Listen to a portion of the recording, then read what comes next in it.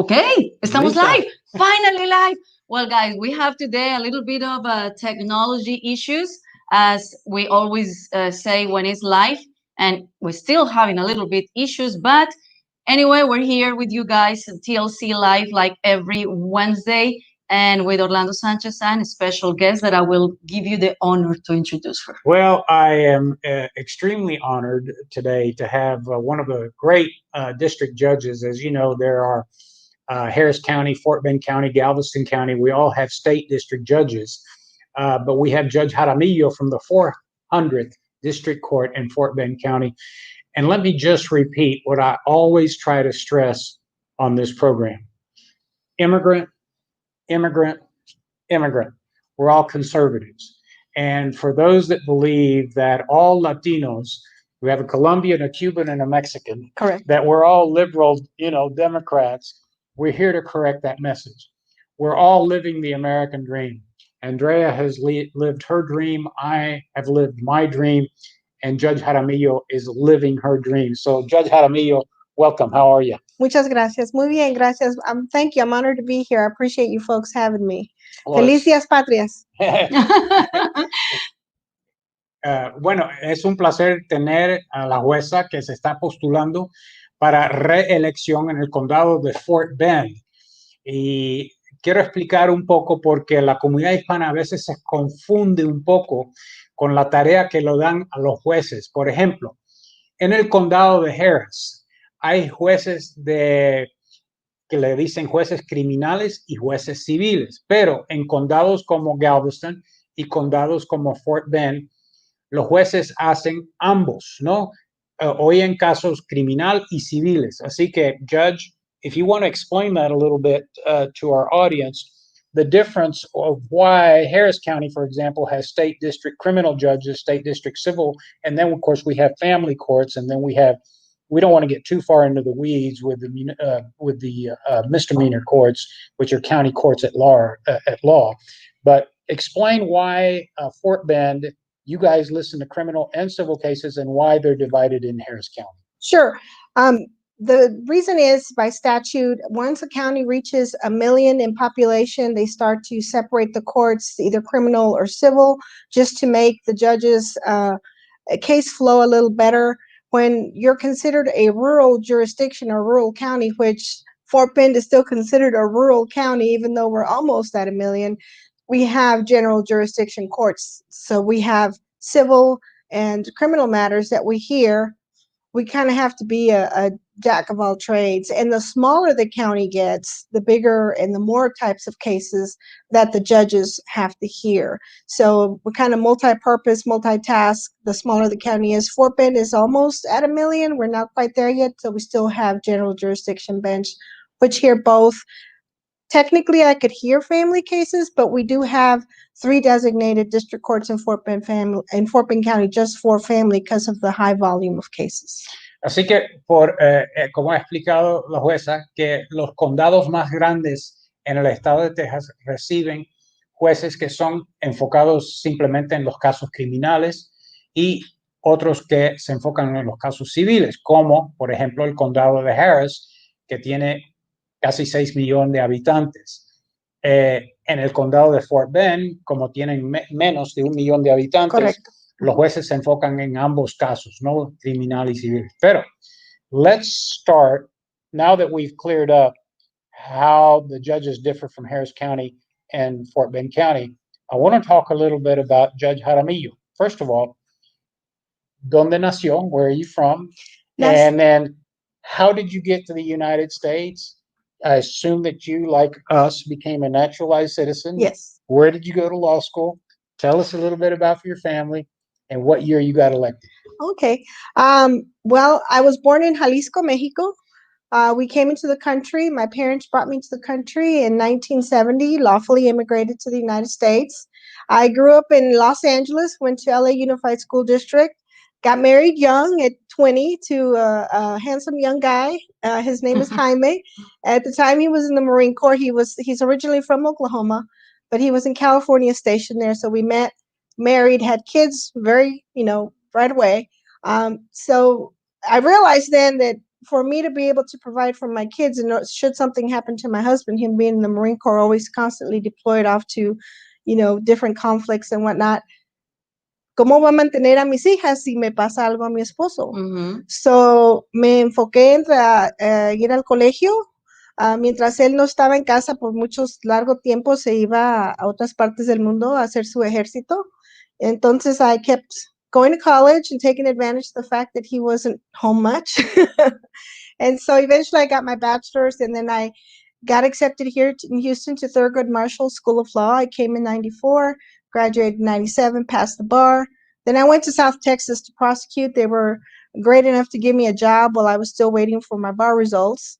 And so I went down there, had a great experience, learned a lot. Then finally, my husband was transferred here to Houston to the Marine Corps Reserve Base, but he was full active training the reservists. And so we moved to Houston. Yeah. And then I went ahead and got licensed and started practicing, opened my own office. It was very scary to have no clients and thinking, how am I going to, make a living? I was very fortunate porque hablo español, so yo estaba sirviendo una población del condado que no tenía representación. So muchos clientes hispanos de habla hispana, ellos los precio mucho porque por ellos yo pude hacer mi oficina y que creciera, y tenía muchos clientes por el español. Y el talento, ojalá también legal. Claro, una combinación. So I was able to build up my law practice, and then I practiced in Fort Bend County and surrounding counties, including Harris, for about 18 years. Then was applied to be appointed as the 400 District Court judge when Judge Vasic retired, and he had left 2 years open. So I applied.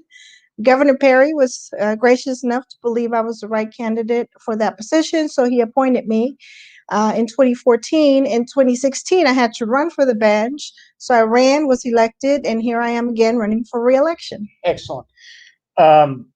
Yeah, so Judge, from being a lawyer and representing your community, then you become a judge being appointed.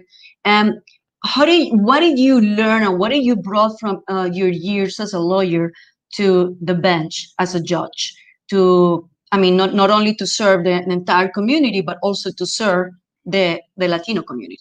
Well, the same types of cases that I represented folks in when I was a practicing attorney are the same types of cases that I now preside over, criminal and civil. That's what I did when I was a practicing attorney.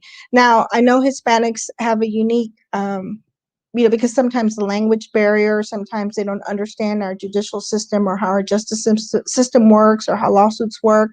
So as an attorney, it was easy for me, especially to explain it in their language in terms that they could understand.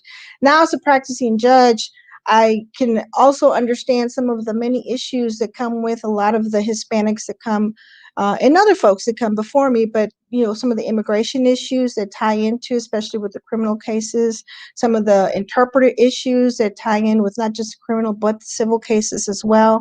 So that makes, and I like to think that when they see a judge that can speak their language, even though in the courtroom we have to use a certified interpreter, I feel that it does put folks a little at ease. So now that, November 3rd is the election, so you're looking for the re-election, what we can tell the community in general, but of course our Latino community, that we always say that, we don't go and vote. But now, with the amazing growing of the Latino community, we really need not only a representation, as that you are representing our community, but we need people to go and participate. So what we can tell our community, we are around the corner, not only to the elections, but we are around the corner to register to vote. It's in October, and many people that are eligible to vote are not registered yet. I would tell them, if you're not registered to vote, get out and register right away. You can do it online, and there's also organizations and folks that can help you with the process and filling out of the forms and the applications. So get out and register. It's very important to vote because elections, believe it or not, especially in a smaller rural county like mine, sometimes are won and lost by 100 votes or less. And so if you think your vote doesn't matter, that's completely untrue. Every vote counts. So get out and vote. As a Conservative judge, of course, I identify with a lot of, I believe, our Hispanic, uh, values with the family and the faith and hard work ethic, which that was the traits that my parents instilled into me when they came into the country. You work hard and you succeed and you achieve and you believe in the American dream of working hard and achieving. And I really believe in that.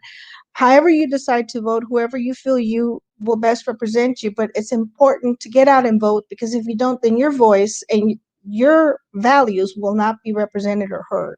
So, voy a decir eso en español Claro, muy bien. porque hay muchos que nos están viendo que hablan español. Las carreras para juez en el estado de Texas, los candidatos tienen que escoger un partido. Correcto. Usted ha escogido el Partido Republicano. Sí. Entonces usted es republicano. Sí. Pero los medios y todo el mundo piensa que nosotros como inmigrantes somos todos demócratas. No, obviamente no es correcto, ¿no? Correcto. Porque aquí tenemos 3 conservadores, ¿no? Correcto. Republicanos. La pregunta que le hago yo es, ¿cómo usted como inmigrante mexicana ha llegado a reconocer que el partido que más representa los valores suyos son republicanos? Porque soy conservativa.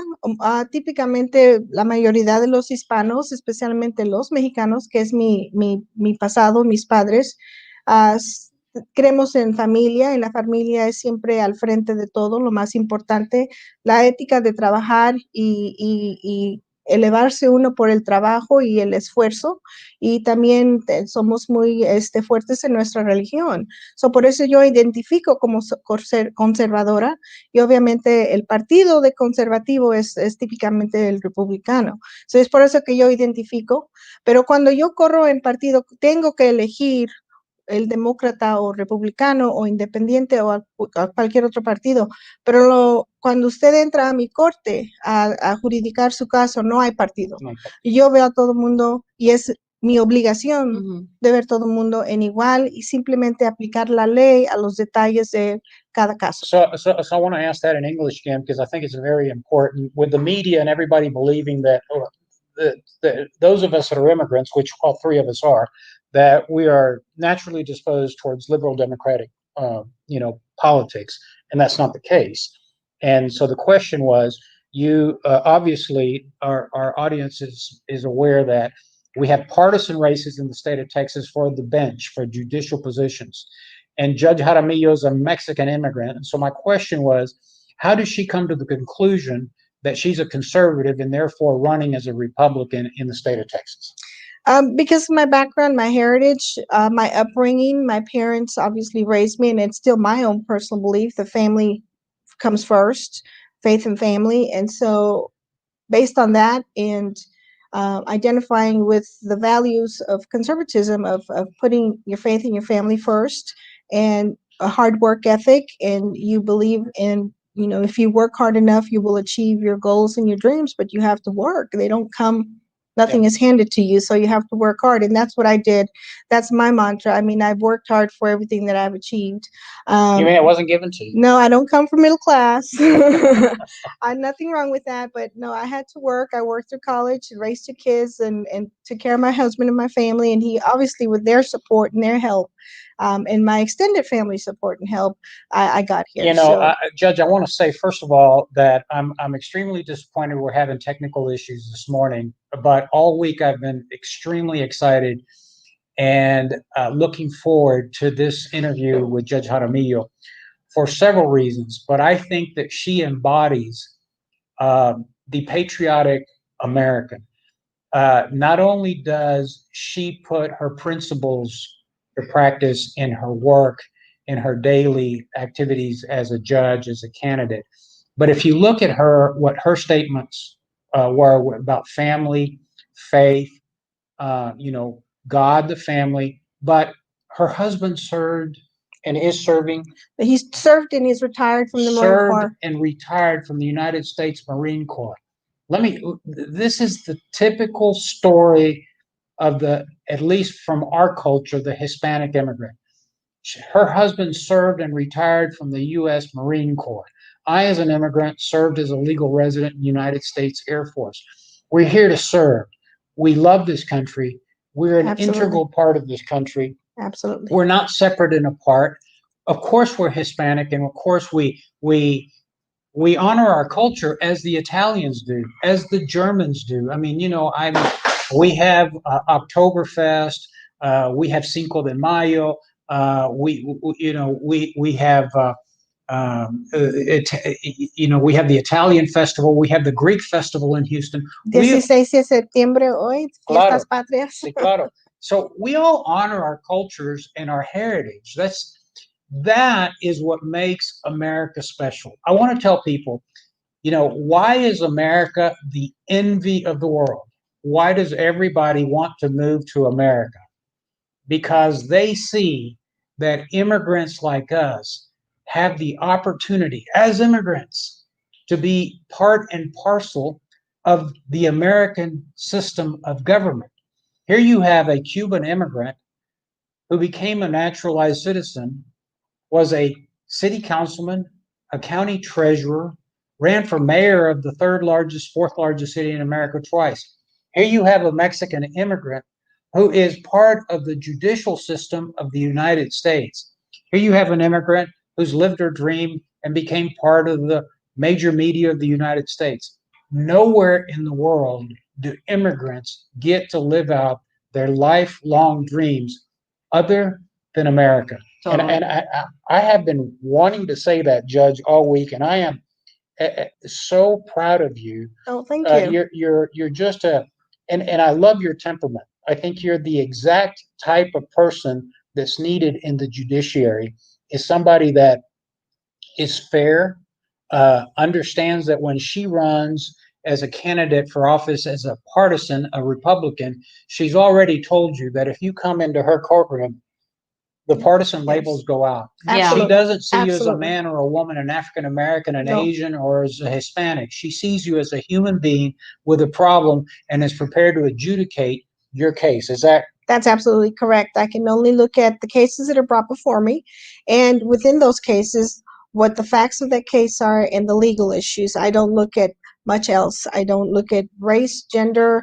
ethnicity, religion. No, not in my courtroom. It's all about the facts of your case as applied to the law with fairness and dignity. I treat everyone with dignity, from the highest, most dangerous felon in my court, which we have those type of cases, to the most humble $200 lawsuit over, a simple contract dispute. I will treat people with the same amount of respect and dignity and attention, because all cases are important to the individual. Some people may think, oh, that's a small case. Not to me. It's important to you. It's important to me. That's very important because, and as I learned in this country, like, you're not guilty till you prove it. Absolutely. So not because you go to a court in front of proved beyond a reasonable doubt, That's which is correct. a Exactly. high Very high threshold. standard. exactly. Very So no because you see somebody in your courtroom, meaning that the person is already a criminal or is already guilty. And that's very important for our community to understand the system in this country. And we always encourage in the Texas Latino conservatives and in this live that we do every Wednesday, that people are very anxious and excited about the presidential elections, but they don't see as importance at the local elections. And some, like the positions like yours, it's very important because we need to our community need to deal with this every single day. If I live in Harris County, if I live in Fort Bend, and I just get involved in any case, I will need to see a judge. Absolutely. And who elect those judges? We did. Yes. So it's very important. You're more likely to have a contact with me as an elected official than, let's say, the president, vice president, the senator, or Correct. the congressman. 'cause Not that they're not. They're very important. I haven't seen the president or the vice president in We see 4 them on years. TV all the time and in Exactly. Twitter. Likely the interaction or having to go before people at that level of government is unlikely. I would go on a ledge and say, but to see folks at my level of government is more than likely because, like I said, if your house is getting foreclosed, if you are in a business contract dispute, if you're, God forbid, yourself or your child or your next of kin gets arrested and in trouble at the felony level, you're going to be dealing in my court, in courts like mine. So, yes, más probable van a venir a verme a mí antes que vayan a ver al presidente. Sí. That's for sure. Well, Judge, um, what we can do to help in this, we're like 40 something days before the elections. What we can do to help? I mean, definitely these type of streaming programs that we do help, but what we can do to help elect a Latina like you? Well, the most important thing is to obviously register folks and get them out to vote. Vote early and remind everyone we have a very long ballot this year. And people like me are at the end of the ballot. My name is towards the end. So a lot of people will come in and hit, president, senator, congressman, and go home. Please don't do that. Mhm. Please make sure you go to the end of the ballot and vote for your local folks. We're Yeah. almost towards the end. So hit every person that you believe is, candidate that you believe is going to represent your values. And importantly also is to remember this is a mixed ticket. Mhm. So if you It's not agree, a straight ticket anymore. no, it's not a straight ticket. You have to hit every name. But by mixed ticket is maybe you like this person or that person. So vote for the individual. Don't just vote for party affiliation because you have to vote for the most qualified person and the person that best represents your values. And definitely do your homework. I always tell people do your homework. These days Google give you everything, so it's so easy to grab your phone or your tablet or your computer or whatever device that you have and just Google it. Like start it from your region, start it from your city, start it from your county. Don't go farther if you don't want to, in Texas, but start it from there and then go little by little, county and then your state and then of course nationwide. But it's very important to start learning about people and get to know them and go and vote your values. I mean, I affiliate more with so and so. I mean, maybe it's not the party that I like, but I like the person, I like Right. the platform, and that's what we need to do. It's very important to do that. And I always tell the people, not only in this Facebook Live, but I always tell people around me, one of the dreams that I had when I came to this country, it was not only to work, to make my life better, to do something for myself, but to be able to become a citizen, just to have the right to vote. For me, Absolutely. was a dream. It's very Because she important. wanted to vote for me. Oh, Oh, that's yes, wonderful. that's true. And you know what? That's true. I became a U.S. citizen in 2005. Yeah. So Wow, that's wonderful. That's great. So- Like I said, the most important thing to do is to get out and vote and make sure that if you really believe in the candidate and you want to help out, you can promote them on your Facebook. You can display yard signs. You can send emails to your friends and family and tell them why you believe in this candidate. So that's one way to become active, per se, in the political process without literally being out in the streets, knocking on doors or holding up signs, but just by encouraging your friends, your family, your neighbors into voting and discussing why you like a particular candidate and promoting that candidate if you believe strongly in them. So to vote for you, it only has to be people from Fort Bend County? Yes, I'm a statewide judge and I have statewide jurisdiction. However, the court was created for the needs of Fort Bend County. And what that means, of course, is if, for example, if the judge is needed down in Harlingen, she has full power to hear cases in Harlingen, Texas, although she is elected in the 400th District Court. Correct. But for example, if she chose to retire, she could still be a visiting judge anywhere in Texas. That's correct. And so yes. so judges are very important. Let me just remind here, folks, is that remember our system of government has set up 3 co-equal branches of government. Co-equal, that's very important. That means that the judiciary which Judge Jaramillo represents, is as important as the legislative and the executive. That means it's as important as a congressman or a U.S. senator, and as important as the executive, which is the president of the United States. That's an awesome power. And so the judicial system in the United States begins at the county level, at the district level, and then goes into the appellate level of the states, and then you get into the federal jurisdictions. Same thing. You have federal district courts that are appointed by, recommended by president and confirmed by the U.S. Senate. And then you have Court of Appeals at the federal level, and then you have the United States Supreme Court, which is a body of nine, which is the ultimate say-so with respect to anything that happens in the United States from a legislation perspective. So if there's a law passed by Congress or a state House of Representatives that infringes on a constitutional right, it is the Supreme Court of the United States that is the ultimate word. If it's a constitutional issue and it gets to that Right. level, yes. But a lot of those cases originate in the lower trial Correct. courts, like myself, where someone, is claiming their constitutional rights were somehow violated, or a statute is unconstitutional for some purpose. So they'll come into the state court. We make a ruling, it gets challenged, and eventually, if it gets to the level of the Supreme Court, they decide if they're going to hear the case or not. But no one has direct filings to the Supreme Court, only rare exceptions. So most of those cases come from the lower courts. Which is always interesting to me, because you always watch an interview and somebody may lose at the district level and says, we're going to appeal this all the way to the Supreme Court. Well, it doesn't work that way, because you can't call the Supreme Court up and say, hey, will you guys listen to my case? No, it's an interesting process. Yes. And, there are times, and I don't want to get too far in the weeds, but there are times where the Supreme Court takes extreme interest in certain cases, right?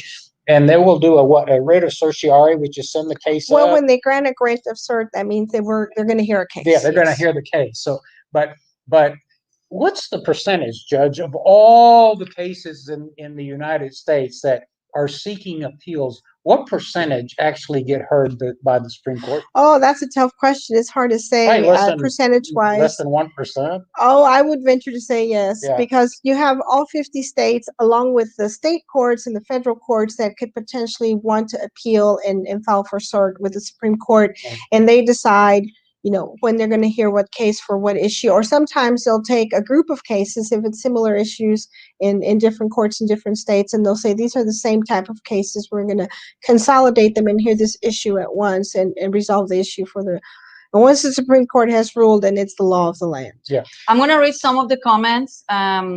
I don't think we have a question, but we have a lot of good comments for you. Oh. Gianni Elizondo say, hi, Judge Jaramillo. We Hi, are Gianni. behind you. Thank you. Susan Richard Strada say, hello, Judge Jaramillo. Hi, Susan. Antonio Garcia, it's important to vote for the judge. Also, the judicial system is very important to the Latino community. Yes. The Latino community must know which judges are running and the purpose running. And Gerardo Padrón dice, saludos, llegamos en diferentes barcos, pero ahora estamos en el mismo. Bendiciones. Gracias. Lanchas diferentes. Sí, lanchas diferentes. Gianni also dice, we need an ethical judge like Judge Jaramillo who apply and follow our constitutional laws. We don't need judges who play politics in our courtroom or who are bought by certain groups. Absolutely not. No. Apoyemos, let's support. And gracias. A lot of people supporting you. Well, something that I love when I see these kind of positions is a woman in that kind of position. I'm always like, wait a minute. Am I the luckiest guy in the world? Oh my God. Like most weeks, I get to sit in the middle of, two. Pretty and smart. Well, exactly. So I kind of look forward to this. And as I said, I mean, all week, I was really looking forward to this episode, because I think so much of this lady who is. Thank you. No, I really do. I mean, we as immigrants, we all struggle, right? Oh, yeah. I mean, we've seen our parents with the language barriers. Oh, yes. And how hard they had to work to provide for us. But we don't wear that on our sleeves. We're not constantly talking about the struggles. We as immigrants are just appreciative that we're in the United States, that we're all naturalized citizens. And I'm telling you, Judge, I don't know about you, but I've got to get up every morning and pinch myself and say, am I really participating in the American government system as an immigrant to this country? It is wonderful. It It's very is. I wonderful. mean, Immigrant and a woman, and Yes. in that position, it's like wow. but Judge, nowhere but America, right? Nowhere but America. Yes. Nowhere but America can immigrants, you know, be part and parcel of the government. And I'm telling you, folks, that's why we are the envy of the world. Regardless of what's going on here from the media and the home front and the drivel you guys see on social media, we continue to be the most admired country in the world because we do this. We have immigrants that are actually part and parcel and accepted into the American fabric. And to me, even to this day, I'm 63 years old next month. It's still amazing to me. And so that's why I was excited to have Judge Jaramillo as a fellow immigrant who's helping us run this great country. And you know who has the power to define this election? Not only the Latinos. You know who? The Latinas. Las Latinas. We are the ones that were, we have the power at home. Tenemos que mandar a los hombres Y porque si no, tenemos que, de verdad, A correrlos de la casa que vayan. No, no, nosotros vámonos. corremos, nosotros somos las jefas de la casa. vámonos. Y las jefas de la casa dicen cuándo vamos a votar y por quién vamos a votar. Sí. Así es. So, mamacitas, mamás, abuelitas, hermanas, Exigen. hijas. Yo como hija, yo le digo a mis papás, yo ya soy lo que los dirijo.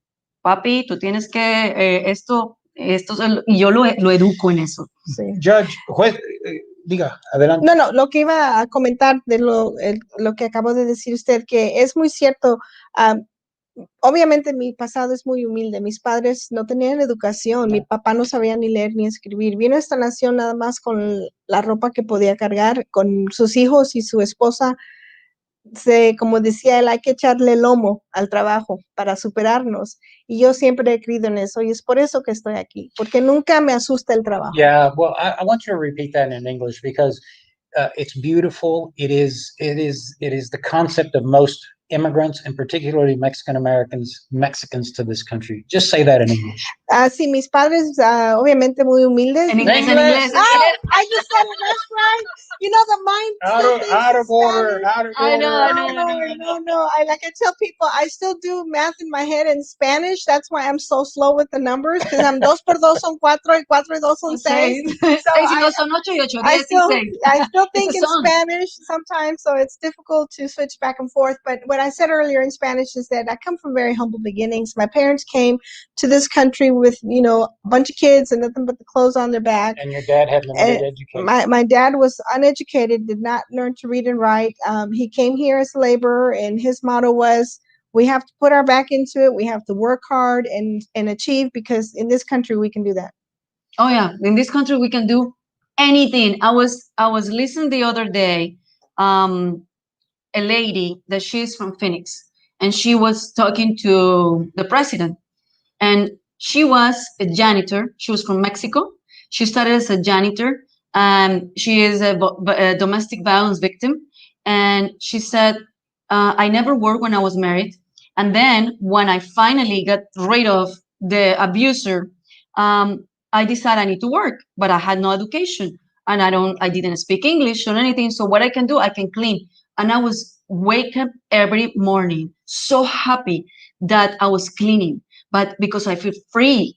And the freedom that I feel, I was cleaning, and 6 months later, I was already the manager of 20 janitors. And then years later, the owner of the company sold the company to her. That's an amazing story. Yeah, now, Amazing. and with her broken English, she was speaking to the president, and she said, like, I was never dream that I was going to have this opportunity, being a businesswoman and talking to the president, only happened in this country.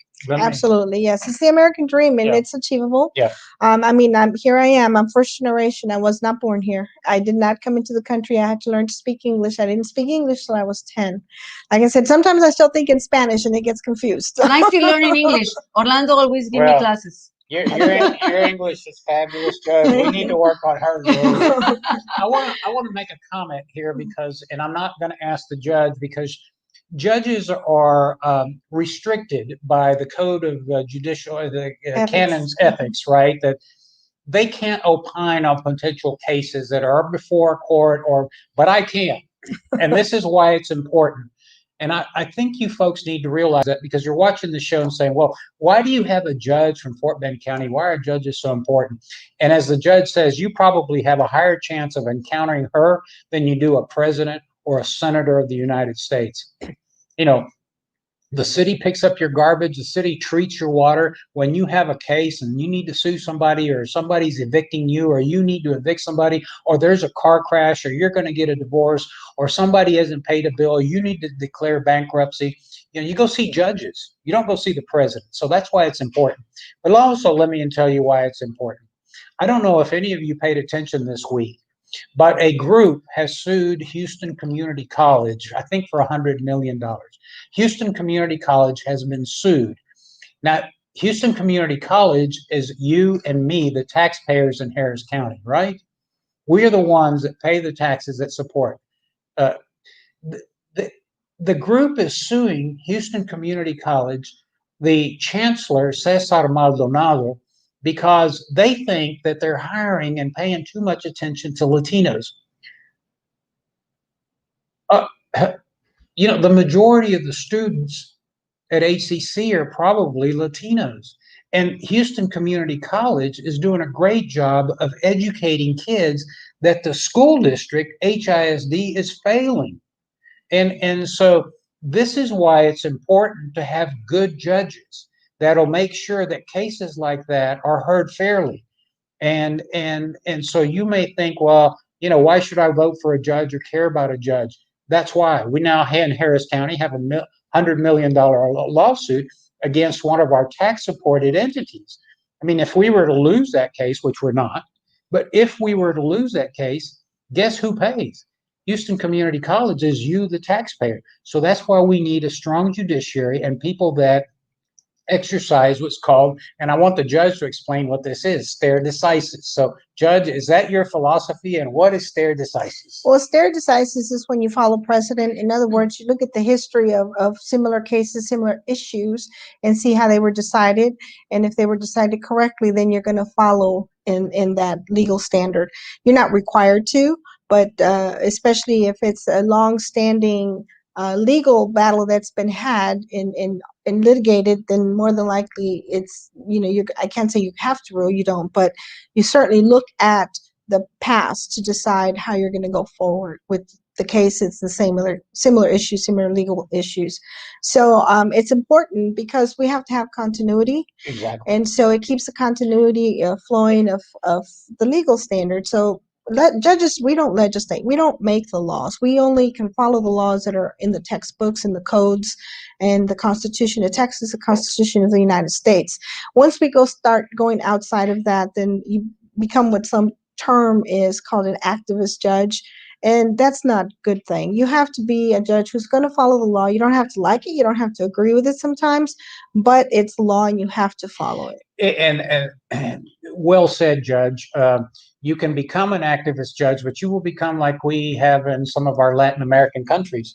I mean, stare decisis, meaning, you know, precedent, is very important in law because it builds a body of what we have common law. Correct. which is a tradition in Western civilization and Western law that certain cases that fit this model will be decided this way. That gives structure and assurance to the entire world that these things can be done and these things can't be done.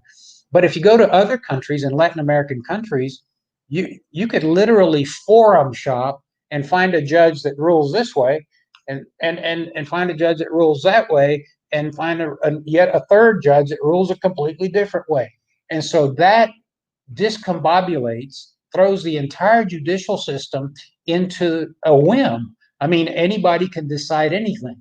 That's not how it happens in our Western civilization. And this is a long history of judicial codes for many, many centuries, which was, perfected in England and brought to the United States. And it's what we call the common law.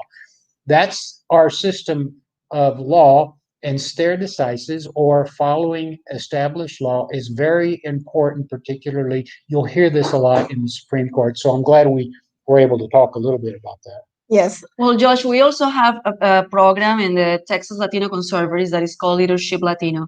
And I wanted you inspire this our community that they probably wants to make their American dream, and they want to become a judge one day, or they want to become a politician one day, or they want to be the voice of their community, or just to be a CEO of a company, but they don't know how, and they don't know how to get there. So through Leadership Latino, we teach them how to speak in public, how to manage media, and all of those things. And they don't have to have any political background and anything, as you didn't have any political background. So what we can tell our community that they can make their dreams come true, and especially if they have something like we offer, like Leadership Latino.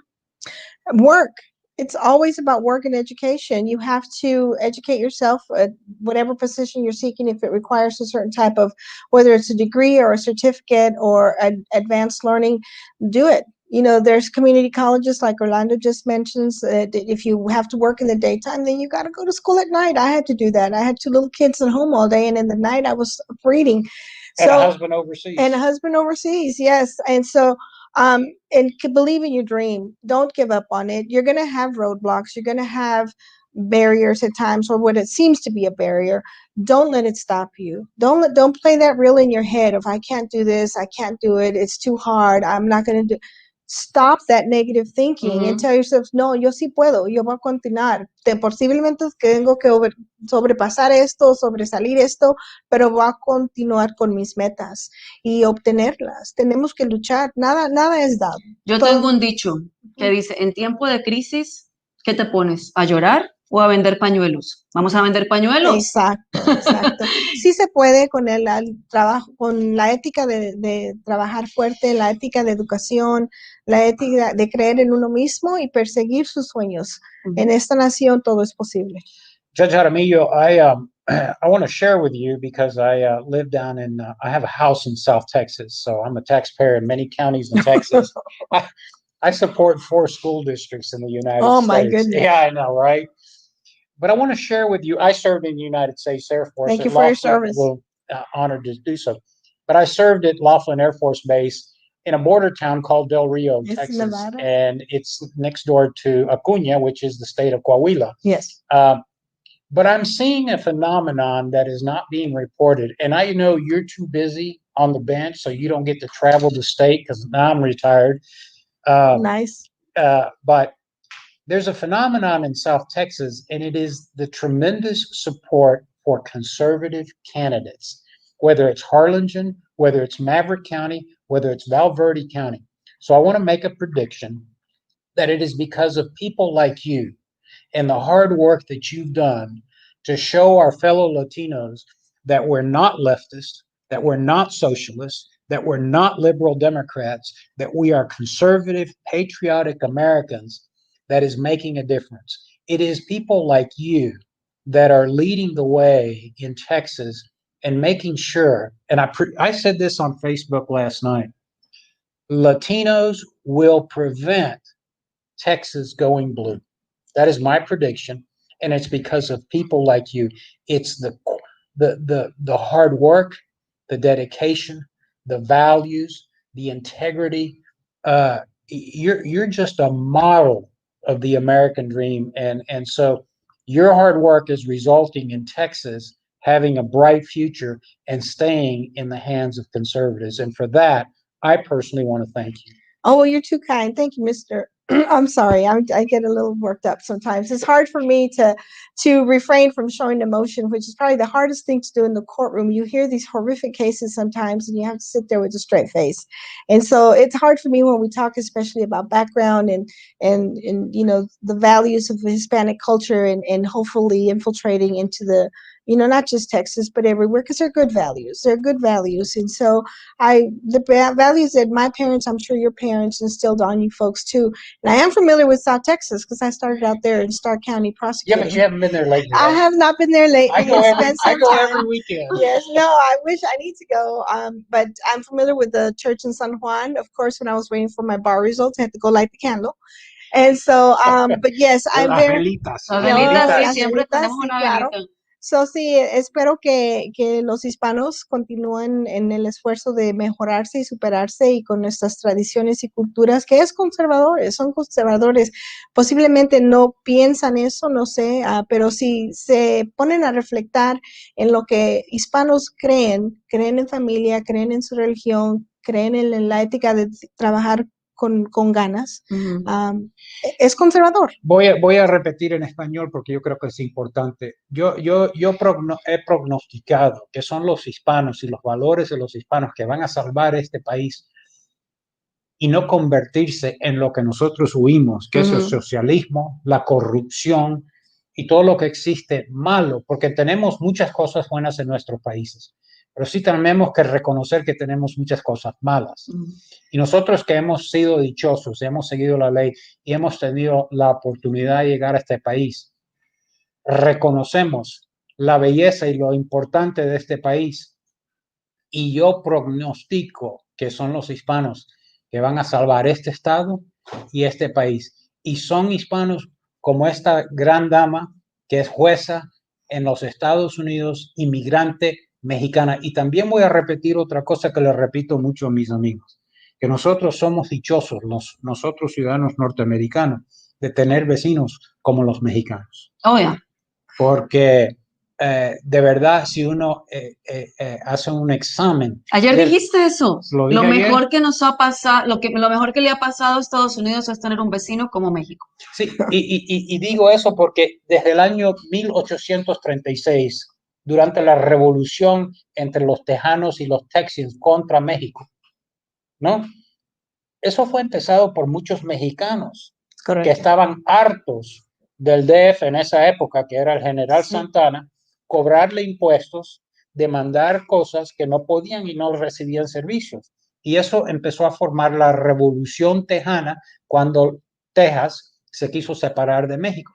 De vez en cuando los mexicanos, particularmente los que quedaron aquí, han hecho una contribución tremenda al estado de Texas y a los Estados Unidos. Y quiero repetir eso con mucho orgullo. Definitivamente. Sí, es muy cierto. Los hispanos somos el grupo que está creciendo rápidamente en población y tenemos la capacidad de determinar una carrera política dependiendo cómo votan, dependiendo de la votación, por los números que existen simplemente. Yeah. Y las mamás tenemos una labor muy grande. Una labor muy grande de decirle al esposo, ya es hora, vámonos. Y a los hijos, yo estoy creciendo dos teenagers, tienen 15 años, Ay, son buena suerte. twins, y ya los tengo súper involucrados en todo esto. Qué lindo. Ya no pueden esperar a tener 18 años y poder votar. Ah, bueno, qué lindo. Amigos, yo sé que la jueza tiene muchos casos en su corte, así que ha sido muy amable haber compartido parte de su hora de lunch, Sí, su almuerzo correcto. con nosotros, para que ustedes entiendan que los conservadores hispanos inmigrantes están empujando a este país adelante y queremos apoyarlos ustedes ahora que vienen elecciones en menos de 48 días, to go out and vote and vote conservative. Understand that the folks down at the very bottom of the ballot, like our great district judge Jaramillo, need your help. So don't go vote just for president. We're glad that you're going to go for president, but he's not going to pick up your garbage, treat your water, or hear your judicial case. It's those of us at the local level that are going to be in contact with you most often.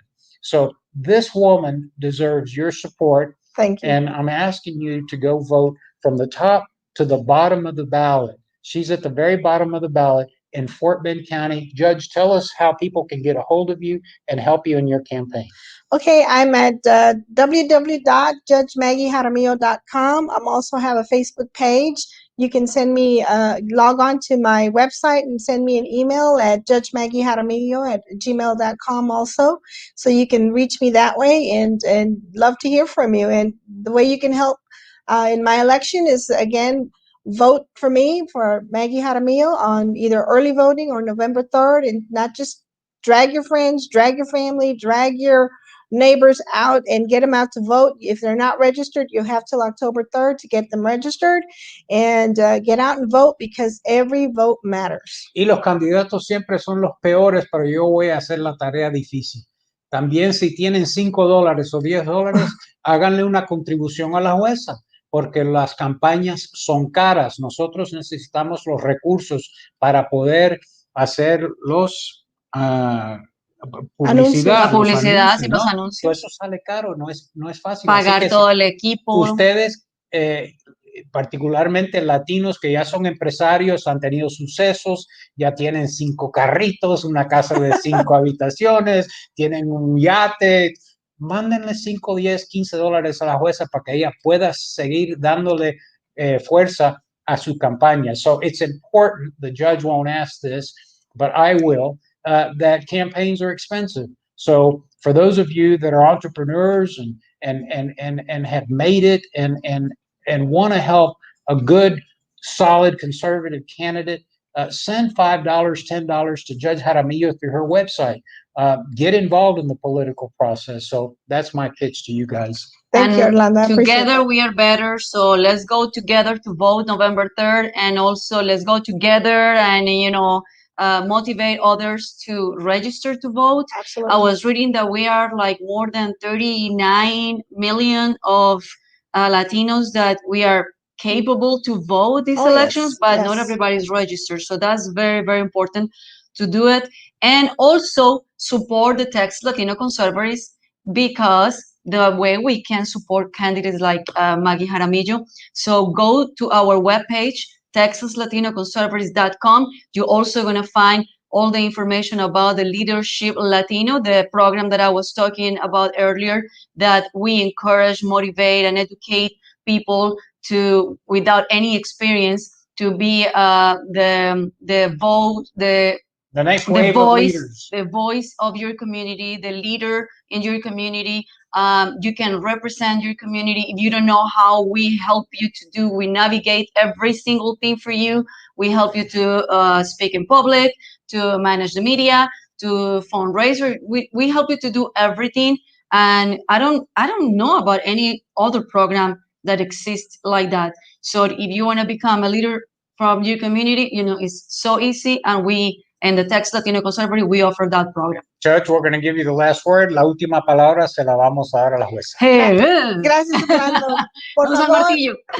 por favor, salgan a votar esta elección. Please come out and vote this election. I'm JudgeMaggieJaramillo.com, or visit my Facebook page at Judge Maggie Jaramillo. And please, please go all the way down the ballot. Encourage your friends and neighbors to do the same. Gracias. He dicho, pues Jaramillo. Gracias. All right, well, thank you all. Purificado. Thank you all for tuning in. Que Dios la bendiga. Muchas Suerte. gracias. Muchas gracias por compartir parte Gracias de su por día. tenerme aquí. And we'll see you guys next week. Muchas gracias a todos por estar con nosotros. Y so sorry for all the technical issues, but we finally went live with technical issues, and I know the video was sometimes off, but the audio was always on. So thank you so much, and see you guys next Wednesday at TLC Live. Bye-bye. Thank you for having me.